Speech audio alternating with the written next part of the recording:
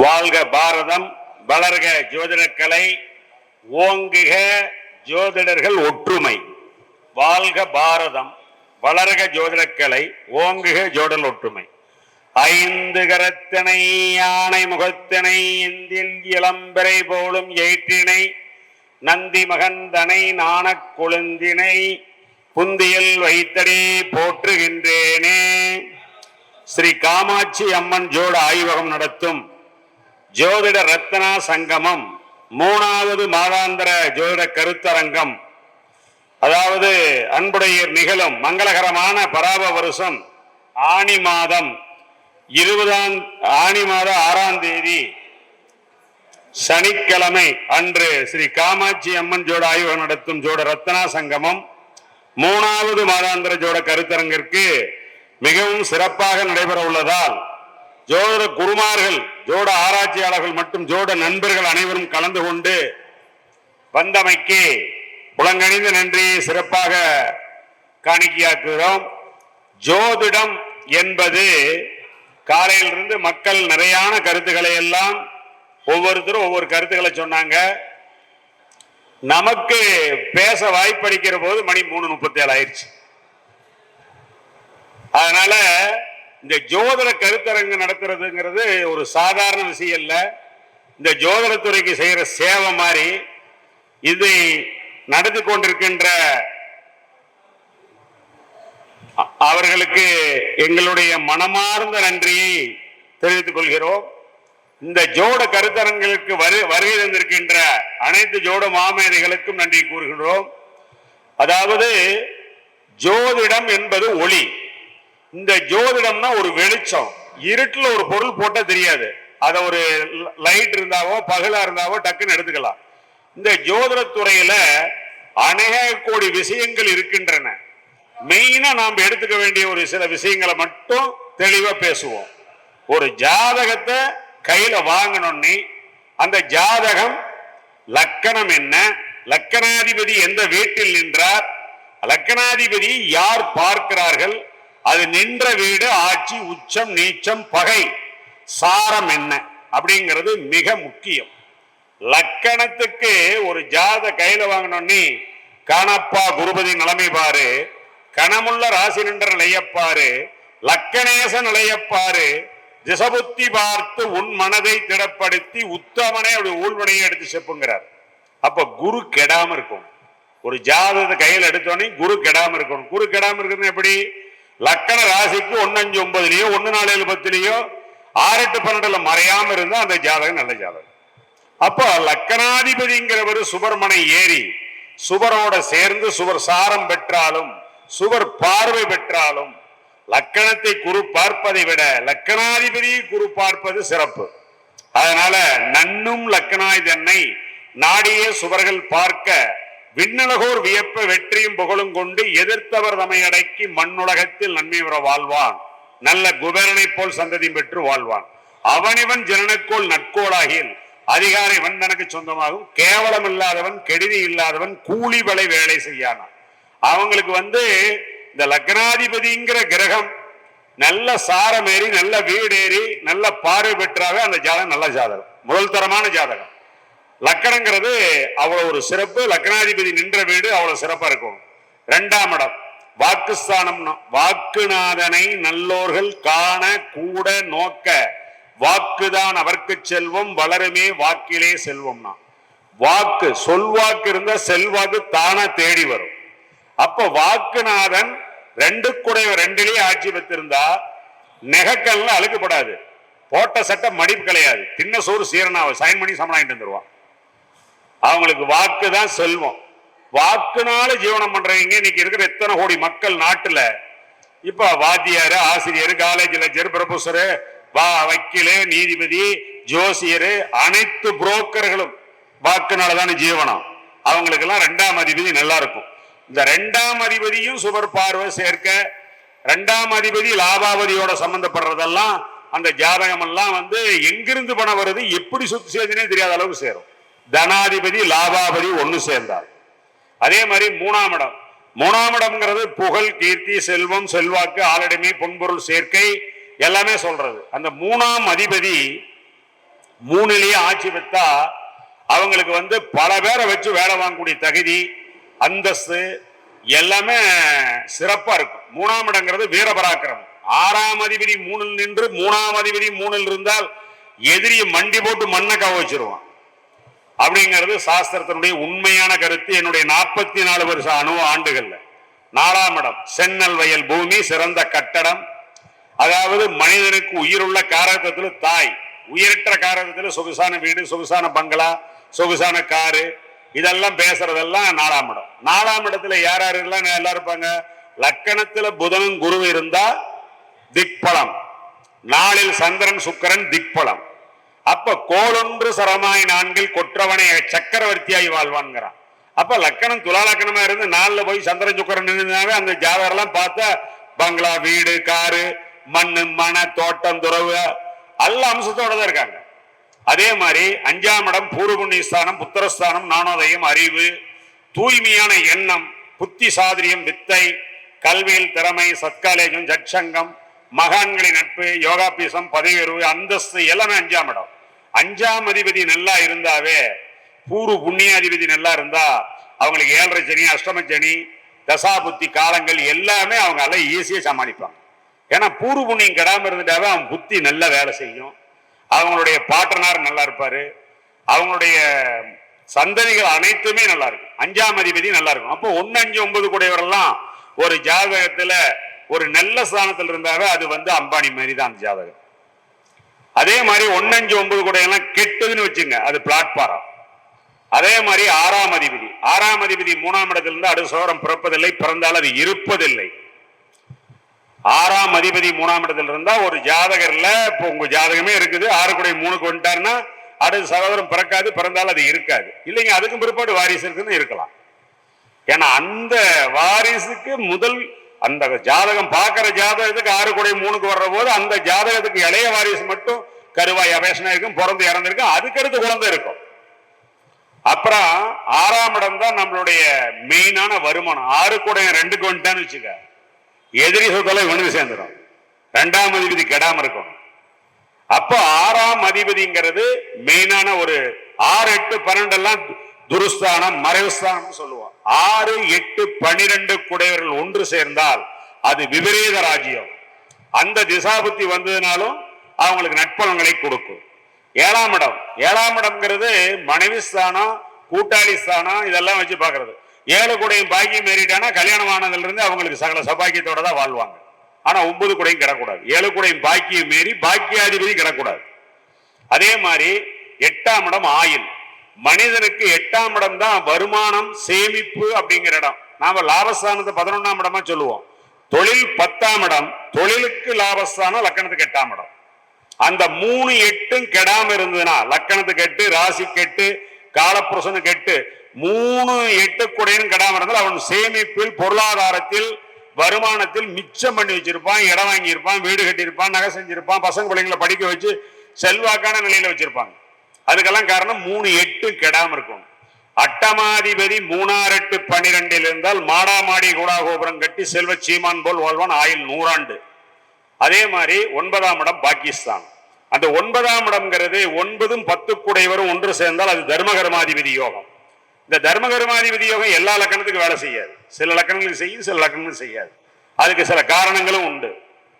அதுக்கு 9, 10 கூடையர்கள் 9ஆம் அதிபதி 9க்கு 9ஆம் இடமான இடத்துல 1, 5, 9 கூடையவர்கள்லாம் லக்கணாதிபதி 5க்கு வர்றது, 5 கூடை 9க்கு வர்றது, 9 கூடை 9க்கு 9ஆம் இடமான 5க்கு வர்றது. அவங்களாம் கோயில் கட்டி கும்பாசேகம் பண்ணுவாங்க. கோணாதிபதி கோணம் ஏறனா கோயில் கட்டி கும்பாசேகம் பண்ணுவாங்க.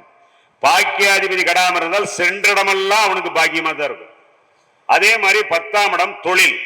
10 கூடையவர் ஒரு ஜாதகத்துக்கு ஒரு மனிதனுக்கு ஆயுள்காரகன் சனி, காலப்புருஷன் 10ஆம் இடம் சனி, தொழில்காரகன், ஆயுள்காரகன் சனி, ஆண் வாரிசுக்கு அதிபதி சனிதான். யார் ஜாதகத்திலாம் பிறந்த ஜாதகத்துல 9 கிரகங்களும் பூசம், அனுசம், உத்திரட்டாதியில் இருந்தால் அவங்களுக்கு ஆண் வாரிசு இருக்குது.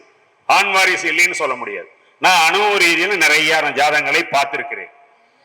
பூசம், அனுசம், உத்திரட்டாதியில் பிறந்த போது லக்கணத்துக்கு 5ஆம் அதிபதி, ராசிக்கு 5ஆம் அதிபதி அல்லது காலப்புருஷனுக்கு 5ஆம் அதிபதி. குழந்தைன்னா எப்படி எடுத்துக்கிறோம்? 5ஆம் இடம் தான் பூர்வ புண்ணியஸ்தானம் புத்திரஸ்தானம்னு எடுத்துக்கிறோம். காலபுருஷ லக்னம் மேசத்துக்கு 5ஆம் இடம் எது? சிம்மம். சிம்மத்துக்குரிய சூரியன் பூசா அனுச உத்திரட்டாதியில் இருந்தா முத குழந்தை ஆண் குழந்தை. அதுக்கு அடுத்த 3ஆம் இடம் துலாம், அது பூசா அனுச உத்திரட்டாதியில் இருந்ததுன்னா அது அடுத்தது ஆண் குழந்தை தான். அதுக்கு அடுத்தது குரு 3வது குழந்தை, அதுக்கு அடுத்தது சனி கும்பம், அதுக்கு அடுத்தது மேசம் 5வது குழந்தை செவ்வாய். இதெல்லாம் இந்த பூசா அனுசம் உத்திரட்டாதியில் இல்லாத ஜாதகங்களுக்கு ஆண் வாரிசு இருக்குதானே? இல்லை. சில பூரத்துல கிரகங்கள் இருந்து சில அமைப்புகள்ல மாறி வேணா 2 தான் இருக்குது. 199 ஜாதகம் பூசா அனுசம் உத்திரட்டாதியில அந்த கிரகங்கள் இருந்தால் மட்டும்தான் ஆண் வாரிசு. இதெல்லாம் ஒரு கருத்து. 6ஆம் இடம் 11ஆம் இடம். இந்த 11ஆம் இடம்ங்கிறது ஒரு மனிதனுக்கு லாபஸ்தானம்னு பேரு, மூத்த சகோதரம்னு பேரு. 11ஆம் அதிபதி நீச்சமாகி சூரியன் சம்பந்தப்பட்டால் நேர் மூத்த வாரிசு கிடையாது. காரணமாய் 11 குடையோர்தானும் கருத்தான பலம் குறைந்து நீச்சமானால் பூரணமாய் ரவியரோன் ஏறி நின்றால் இவனுக்கு நேர்மூத்தோன் இல்லை. அப்படியே இருந்துட்டாலும் அவன் குடும்பம் விளங்காதப்ப இவன் புத்திர அவனுக்கு கொல்லி வைப்பான்னு அர்த்தம். அதனால 11ஆம் அதிபதி நீச்சமாகி சூரியன் சம்பந்தப்பட்டால் மூத்தோன் இல்லை. அப்படியே அவன் உயிரோடு இருந்துட்டா அவனுக்கு வாரிசு இல்லை. இது அனுபவத்தில் நாங்கள் நிறைய பார்க்கிறோம். 12ஆம் இடங்கிறது விரயஸ்தானம், மோட்சஸ்தானம், நிம்மதி தூக்கம் அப்படிங்கிறது 12ஆம் இடம். அந்த 12ஆம் அதிபதி ஒரு மனிதனுக்கு கிடக்கூடாது. யாராருக்கெல்லாம் 12 குடையவெல்லாம் 12லயே இருக்குதோ அவங்கெல்லாம் பாருங்க அந்த ஜாதகத்தினுடைய அப்பா 4ஆம் இடம். 9க்கு 4ஆம் இடம் தான் அந்த 12ஆம் இடம். அந்த 9க்கு 4ஆம் இடம் 12ஆம் இடங்கிறது, அதாவது நூலில் நாங்க கொடுத்திருக்கிறது என்னன்னு கேட்டா 9க்கு 4ஆம் இடம் 12ஆம் இடம். அப்ப அவங்க அப்பனுக்கு நல்ல பூமி மனை சேர்க்கை வண்டி வாகனம் எல்லா அம்சத்தோடு இருப்பாங்க. அதே விரையாதிபதிங்கிற ஒரு கிரகம் 2ல் வந்தால், 2 குடையவனு 2லயே இருந்துட்டா, பங்கனல் வியத்தின் மன்னன் பரிந்து 2ஆம் இடத்தில் தங்கனல் வீடு கட்டி சகல சௌபாக்கியம் சேர்ப்பதோடு இங்கித வீற்றோனோடு எத்தனை கிரகம் கூடுமோ அத்தனை வீடு கட்டி மறுத்தனாவனா. ஹைதரலி ஜாதகம் துலா லக்கணம். இப்ப நான் பேசிக்கிட்டு இருக்கிற நேரம் துலா லக்கணம் ஓடிக்கிட்டு இருக்கிறது. பூர நட்சத்திரம் சிம்ம ராசி. அதாவது இந்த நேரத்தில் தான் இப்ப நம்ம பேசிக்கிட்டு இருக்கிறோம். அதாவது இந்த துலா லக்கணத்துக்கு 12க்கு அதிபதியான புதன் 2லயும் 2 கூடிய செவ்வாய் 2லயும் பல கிரகங்கள் 2 இருந்தது. ஐதரலி ஜாதகத்துல ஏகப்பட்ட சொத்துக்கு அதிபதியாகி நல்லபடியா வாழ்ந்தாங்க. அதெல்லாம் அவங்க எல்லாம் ஜாதகத்தை நாங்க பார்க்கிற அனுபவ ரீதியில. அதே மாதிரி பூமி மனை கட்டடம் அவங்களுக்கு இருக்குதா, சொந்த வீடு இருக்குதா, சொந்த மண்மனை இருக்குதா அப்படிங்கிறத எதை வச்சு நிர்ணயம் பண்ணணும்னா, செவ்வாயினுடைய நட்சத்திரம் 3, சந்திரனுடைய நட்சத்திரம் 3, சுக்கரனுடைய நட்சத்திரம் 3. செவ்வாய் சந்திரன், செவ்வாய் சுக்கரன். சந்திரன்னா ரோகிணி அஸ்தம் திருவோணம், மிருகசிஞ்சித்திர அவிட்டம், பரணிபூரம் போராடம். இந்த 9 நட்சத்திர பாதத்துல பிறந்த போது யாராருக்கெல்லாம் கிரகங்கள் இருக்குதோ அவங்களுக்கு சந்திரனுக்கு 4ஆம் அதிபதி, லக்கணத்துக்கு 4ஆம் அதிபதி, காலபுருஷனுக்கு 4ஆம் அதிபதியில இருந்தாங்கன்னா அந்த திசாபுத்தி வருங்கால சொந்த வீடு மண் மனை அமையும். இது சட்டபூர்வமான உண்மை. அனுபவ ரீதியில் நிறைய நாங்க பார்த்திருக்கோம். அதே மாதிரி பரணி பூரம் பூராடம் இந்த 3 சுக்கரனுடைய நட்சத்திரம். ரோகிணி அஸ்தம் திருவோணம் இது 3 சந்திரனுடைய நட்சத்திரம். மிருகசீரிடம் சித்தரை அவிட்டம் 3ம் செவ்வாயினுடைய நட்சத்திரம். இந்த 9 பாதசாரமும் 9, அதாவது 3 ஒரு கிரகத்துக்கு 3 நட்சத்திரம் 9 நட்சத்திர காலில் பிறக்கும் போது கிரகங்கள் இருக்கணும். அப்படி இருக்கிறவங்களுக்கெல்லாம் சொந்த வீடு மண்ணு மனையில இருக்குது. அதெல்லாம் நான் அனுபவ ரீதியில இதுவரைக்கும் இல்லைன்னு சொல்ல முடியாது. அது அந்த பரணி பூரம் பூராடத்துல 4ஆம் அதிபதி நின்னானா, ஏப்பா 2 அடுக்கா 3 அடுக்கா எத்தனை அடுக்கு கட்டி குடியிருக்கிறீன்னு கேட்டா ஆமாங்க அப்படின்னு தான் சொல்லுவாங்களோ, மறைச்சு பேச மாட்டாங்க. இதெல்லாம் அனுபவத்துல நாங்க நிறைய பார்க்கிறோம். அது மட்டும் இல்ல, ஒரு நாள் குறிச்சு கொடுக்கிற போது செங்கதிரவன் வாரம் பரணியமாக செலுமதிக்கு சித்தரை சேய்க்கு உத்தராடம் பொங்குபுதன் அவிட்டம் புகற்கு பூராடம் காரினால் ரேவதியுமாக மங்கையவள் மலர்ந்தால் மலடியாவல் மன்னவன் மலை கூடினால் மரணமாவான் குழந்தை பிறந்தால் அது யமனுக்கே சொந்தம்னா. அதாவது ஞாயிற்றுக்கிழமை பரணி, திங்கட்கிழமை சித்திர, செவ்வாய்க்கிழமை உத்தராடம், புதன்கிழமை அவிட்டம், வியாழக்கிழமை கேட்டை, வெள்ளிக்கிழமை பூராடம், சனிக்கிழமை ரேவதி. இந்த 4 நட்சத்திரம் சேர்ந்து ஒரு குழந்தை பெறக்கூடாது. அந்த 4 நட்சத்திரம் சேர்ந்து ஒரு காரியங்கள் நாம் செய்யக்கூடாது. அப்படியும் மீறி பிறந்து உயிருடன் இருக்கிறார்கள். இலங்கை யாழ்ப்பாணத்திலிருந்து எனக்கு ஒரு போன் வந்தது. ஏங்க நீங்க பாடின பாடல் தப்பா இல்ல நான் உயிரோடு இருக்கிறது தப்பானு கேட்டாரு. அது நான் சொன்னேன், நீங்க அமிர்தகடியில பிறந்திருப்பீங்க. அந்த அமிர்தகடிங்கிறது 1.5 மணி நேரம் 3.75 நாளிகை. அது விசகடிகை 3.75 நாளிகை மாதிரி அமிர்தகடின்னு ஒரு கணக்கு இருக்கு. அந்த நட்சத்திரம் ஆதியந்த பரமநாளிகை 60 நாளிகையில அமிர்தகடிங்கிறது ஒவ்வொரு நட்சத்திரத்துக்கும் எத்தனை நாளிகையில் இருந்து எத்தனை நாளிகை வரைக்கும் அமிர்தகடின்னு ஒரு கணக்கு இருக்கு. அந்த நேரத்தில் நீங்க பிறந்தனால நீங்க உயிருடன் இருக்கலாம். அது எல்லா விதமான தோஷங்களையும் நீக்கிறோம் அப்படின்னு சொல்லி அதுக்கும் விளக்கம் கொடுத்தேன். அதே மாதிரி பொன்னுடன் புகர்புந்தியை நோக்கிட வன்மமானதோர் ஜாதகருக்கு பாவர்களால் ஏற்படும் துன்பங்கள் யாவும் பானு கண்ட பணி போல் விளக்கணும். பொன்னுன குரு, புகர்ன சுக்கரன், புந்தின புதன். அப்ப புதன், குரு, சுக்கரன் இந்த 3 கிரகங்களும் ஒரே வீட்டில் இருந்தால் அந்த ஜாதகத்துல அனைத்து தோஷங்களும் விலகும், எல்லா விதமான கஷ்டங்களும் விலகும். இப்ப சந்திரகேந்திரத்துல குருங்கிறோம், அது கஜகேசரி யோகம்னு சொல்றோம். எல்லா இடத்துக்கும் கஜகேசரி யோகம் வேலை செய்யாது. கஜம்னா யானை, கேசரினா சிங்கம். இந்த கஜகேசரி யோகத்துல பிறக்கிறது எல்லா விதமான துன்பங்களும் சூரியன் கண்ட பனி போல் விளையும். 10-20 யானை கூட்டத்தில் ஒரு சிங்கம் போந்தா கலைஞ்சு போற மாதிரி எல்லா துன்பங்களும் விளையுது. அது கஜகேசரி யோகம். சந்திரமங்கல யோகம் சொல்றோம். இந்த சந்திரமங்கல யோகத்தினுடைய பலன் என்ன? சந்திரனும் செவ்வாயும் சேர்ந்த சந்திரமங்கல யோகம். அது வாழ்நாள் முழுக்க அவங்களுக்கு பணத்தட்டுப்பாடு வராது. சந்திரமங்கல யோகத்துல பிறந்தவங்களுக்கு ஏதோ ஒரு விதத்துல ஒண்ணு அம்மா அப்பா சகோதரன் இல்லைன்னா யாரோ ஒருத்தர் மனைவி வழியில ஏதோ ஒரு வகையில பணத்தை கொடுத்துருவாங்க. அவனுக்கு பணத்தட்டுப்பாடு இருக்காது.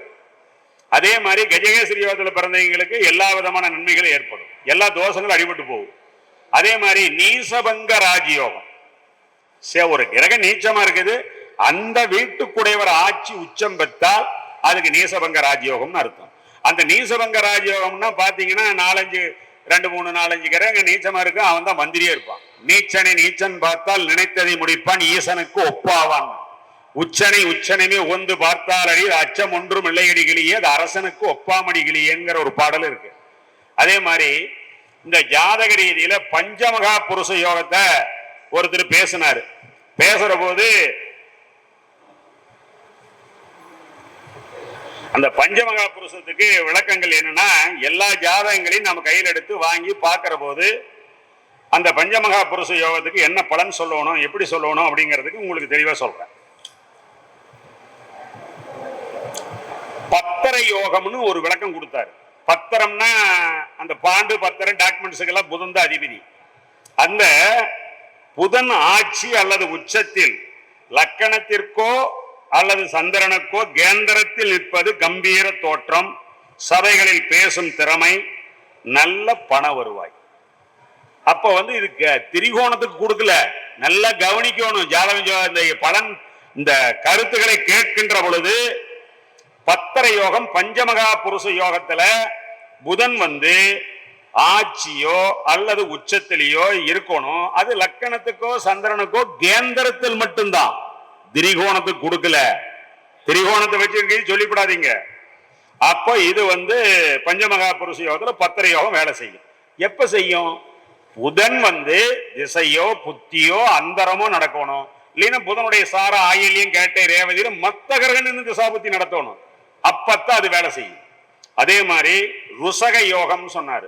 இந்த ருசக யோகம்னா அங்காரகன் அப்படின்னா செவ்வாய். அந்த செவ்வாயை பெத்த மகராசி ஒருத்தி, வளர்த்தன மகராசி ஒருத்தி. செவ்வாயை பெத்தப்பட்டு தூக்கி போட்டு போயிடுறா பூமி மேல. பூமி தாய் தான் வளர்த்துறா. அதனாலதான் பூமிகாரகன் செவ்வாயின்னு வருது. அந்த செவ்வாய் ஆட்சி அல்லது உச்சத்தில் நின்று லக்கணத்திற்கோ சந்திரனுக்கோ இது வேணா கேந்திர திரிகோணம்னு போட்டிருக்கு. அது புதனுக்கு திரிகோணம் கொடுக்கல. அப்போ இது கேந்திர திரிகோணத்தில் இருப்பது நல்ல பேரும் புகழும், தீர்க்காயில், பண வருவாய், சத்துருக்களை வெல்லும் திறமை, அதாவது உத்தரவை பிறப்பிக்கும் பெரிய உத்தியோகங்கள். ஏன் பெரிய உத்தியோகங்கள்? உத்தியோகத்துல உத்தரவுகளை பிறப்பிக்கும்னு இது கொடுத்தான்னா, ஒரு ஜாதகத்தில் லக்கணத்துக்கு 10ஆம் அதிபதியை செவ்வாய் பார்த்தால் அவன் படைக்கு தளபதி. கப்பல் படை, விமானப்படை, ராணுவம், police, IAS, IPS international level இருக்கிறதுல அந்த 10 குடையன செவ்வாய் சம்பந்தப்பட்ட அது படைக்கு தளபதினு அர்த்தம்.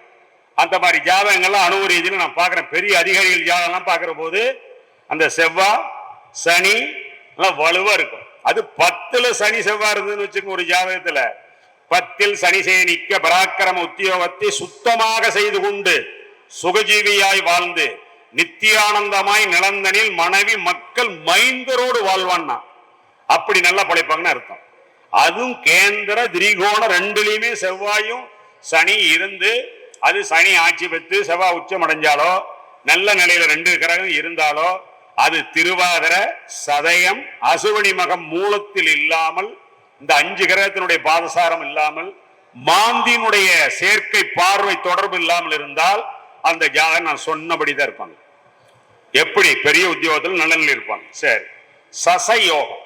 இந்த சசயோகத்துக்கு ஒரு விளக்கம் என்னன்னா, நீலனும் உச்சமாக நிலவதும் ஆட்சியாக எம்பெரு யோகங்கண்டீர் இவனுக்கோ வயது 100. நிலவு அப்படின்னா சந்திரன், சந்திரன் ஆட்சியாக இருக்கணும். சனி உச்சமா இருக்கும். சனி உச்சம் அடைஞ்சு சந்திரன் ஆட்சி பெற்ற ஜாதத்துக்கு 100 வயது. இது புலிப்பாணியில இந்த ஜாதக அலங்காரத்தில் இந்த பாடல் இருக்கு. நீலனும் உச்சமாக, நீலன்னா சனி, நிலவுன்னா சந்திரன். நீலனும் உச்சமாக நிலவதும் ஆட்சியாக எம்பெரு யோகங்கண்டீர் இவனுக்கோ வயது 100. சரி, சசயோகம் சனி பகவான் ஆட்சி உச்சங்களில் சதுர்கேந்திரத்தில் நிற்பது, நல்ல படிப்பு, சொத்து, வாகனங்கள், பெரிய உத்தியோகம், இத்தனையும் அவங்களுக்கு இருக்கும். இந்த சனி அது லக்கணத்தில் இருக்கிறது. எந்தெந்த லக்கணத்துக்கு ஒத்து வரும்னா, மகர கும்பம் துலா. துலாம் உச்ச வீடு, மகர கும்பம் ஆட்சி வீடு, மகரம் ஆட்சி வீடு, கும்பம் மூல திரிகோண வீடு. அப்போ அந்த வீட்டு லக்கணத்துல சனி இருக்கலாம். மீதி வீட்டு லக்கணங்கள்ல சனி இருக்கிறது அவ்வளவு சிறப்பு இல்லை. அந்த 3 லக்கணத்துக்கு தான் அவ்வளவு சிறப்பு. இதை நல்லா கவனிக்கணும். சசயோகத்துல பிறக்கிறது நல்ல படிப்பு, சொத்து, வாகனங்கள், பெரிய உத்தியோகம். ரைட். அடுத்து ஹம்ச யோகம். ஹம்ச யோகம்னா என்ன? ஹம்ச யோகம் அப்படிங்கிறது குரு பகவான் ஆட்சி உச்சம் பெற்று லக்கணத்திற்கோ சந்திரனுக்கோ திரிகோணத்தில் இல்ல, கேந்திரத்தில் மட்டும்தான். இத பேசினார் ஒருத்தர் இதுக்கு முன்னாடி, நான் காலையில் இருக்கிற போது இவ்வளவு தெளிவா எடுத்து தெளிவா பேசல. மக்களுக்கு புரியும் வண்ணம் சொல்லணும். ஒன்ன சொன்னாலும் ஒழுங்கா சொல்லணும், தெளிவா சொல்லணும், மண்டையில கரெக்டா ஏறணும். நாளைக்கு அது பயன்படணும் உங்களுக்கு.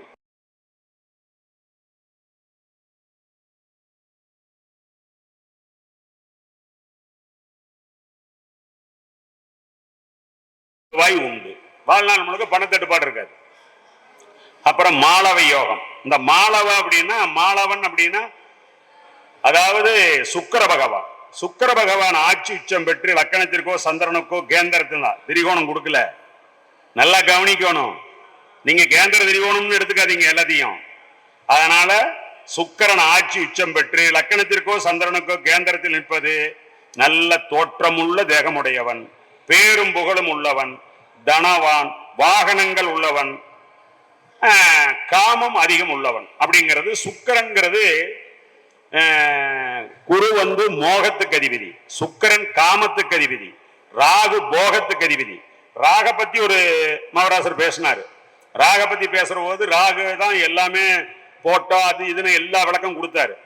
ராகு கேதுகளுக்கு அரேகேல் ராகுமே 3 6 7 அட்டமத்தோடு 11 நின்றால் நீடுமே ராஜயோகம் மாதர் நேயம் உரையவே வாகனங்கள் பூமியோடு உத்தமனே புத்தரம் கலத்தரம் உண்டு மறையவே தர்மமுடன் தானமோங்கும் மணியமுடன் வருத்தங்கள் தானம் உண்டாமே. இந்த ராகு இந்த மாதிரி இடத்துல இருந்தா அவ்வளவு யோகம். மேடம், ரிடவம், கடகம், கன்னி, மகரம், இந்த இடத்துக்கு தான் ராகு யோகம். மேடம், நண்டு, சுறா, எருது, கன்னி 5 இடத்தில் கருணாகம் அமர்ந்து நிற்கில் பூமேடதனில் துயிலும் ராஜயோகம் போற்றிடுவர் இன்னும் வேறு புகழ கேளாய் ஏமாறாதே ஏமாறாதே. 4 கேந்திரத்தில் இடைவிடாமல் கிரகம் இருந்தால் மேன்மை தங்கிய பருவத யோகம்னா. அப்ப அந்த மேசத்துல ராகு இருந்ததுன்னா 4 வீட்டுல இருக்கணும். மேசம், கடகம், துலாம், மகரம். அதையும் கவனிக்கணும். இந்த ராகு மேட, ரிடவம், கடகம், கன்னி, மகரத்தில் இருந்தா யோகங்கிறது இருந்தாலும், ஒரு உதாரணமா கடக ராகு மனைவி, மக்கட், சுகம், தனம், தானியம், பசு, பூமி, வீடு, லட்சுமி கடாட்சம், பலவு தானிய விருத்தி, விஜயம் இவைகள் உண்டாகும். இதெல்லாம் ஜாதக அலங்காரத்திலேயே இருக்குது. இப்ப நாம் சொல்ற வார்த்தை அது அலங்காரத்திலேயே இருக்குது. அதே மாதிரி ஜாதகத்தினுடைய அமைப்புல லக்கணத்துக்கு 6 7 8 கிரகம் இருந்தால் லக்கண அதியோகம். எவ்வளவு வயசானாலும் இளமையான தோற்றத்தோடவே இருப்பாங்க. சந்திரனுக்கு 6, 7, 8 கிரகங்கள் சந்திர அதியோகம், இளமையிலேயே முதுமை அடைவார்கள் அர்த்தம். ஏசாமி, அதனால அந்த சந்திர அதியோகங்கள், லக்கண அதியோகங்கள்லாம் 6, 7, 8 கிரகங்கள் இருக்கிறது.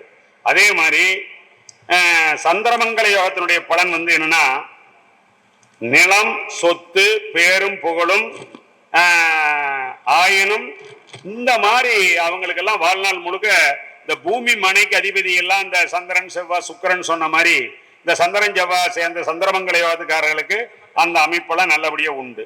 அதே மாதிரி சூரிய யோகங்கள்ல சூரியனுக்கு முன்னே புந்தி பின்னே புந்தி அதுக்கு பலன் இருக்கு. முன்னே புந்தி இருக்கிறவனுக்கு உடனே படிப்பான், மனப்பாடம் ஆகும், ஆனா மறந்துடுவான். சூரியனுக்கு பின்னால புதன் இருக்கிறவங்களுக்கு ஒரே வீட்டுக்குள்ள டிகிரி வரையா பார்க்கணும். இவரு சூரியன் அசுபனி 2 இருக்கிறாரு, புதன் அசுபனி 1 இருக்காருன்னா பின்னாடி இருக்காருன்னு அர்த்தம். அத பாதசார வரையா ஒரு வீட்டில் 30 டிகிரினா துல்லியமா பார்க்கணும், டிகிரி வரையா பார்க்கணும். அப்படி பார்க்கிற போது சூரியனுக்கு முன்னே பொந்தி இருந்தா படிப்பாங்க, நிக்கும், மறந்துடுவாங்க. சூரியனுக்கு பின்னால கொஞ்சம் படிக்கிறது கஷ்டம், படிச்சுட்டானா உயிர் உள்ள வரைக்கும் மறக்க மாட்டான். இது நான் சொல்ல, புலிப்பாணி மகன் சொல்ற. டைம் வச்சுங்களா? அதாவது அடுத்த மாச கூட்டத்துக்கு நான் இங்க வர வேண்டும் என்றால் எனக்கு குறைஞ்சபட்சம் 2 மணி நேரம் டைம் தரணும். இல்லைன்னா கண்டிப்பா நான் என்னுடைய பொழப்பு கருத்து இங்க வர மாட்டேன். ஓப்பனா சொல்லிடுறேன், எனக்கு 20 நிமிஷம் பத்தாது. மக்கள் மனசுல பதிய வைக்கணும் கருத்துக்களை. வந்தா வேஸ்ட். ஒவ்வொரு ஜோதிடரும் ஒவ்வொரு நிமிடமும் பொன் போன்றது, ஒவ்வொரு நிமிடமும் பொன் போன்றது. என்னுடைய 44 வருட அனுபவத்தை உங்ககிட்ட நான் சொல்றேன் அப்படின்னா, நீங்க 10 வருஷம் படிக்க வேண்டியது 1 மணி நேரத்தில் என்கிட்ட கேட்கலாம். அவ்வளவு சமாச்சாரங்கள் இருக்குது என்று கூறி இதுவரை பேச வாய்ப்பளித்தவர்களுக்கு நன்றி கூறி விடைபெறுகிறேன். நன்றி, வணக்கம்.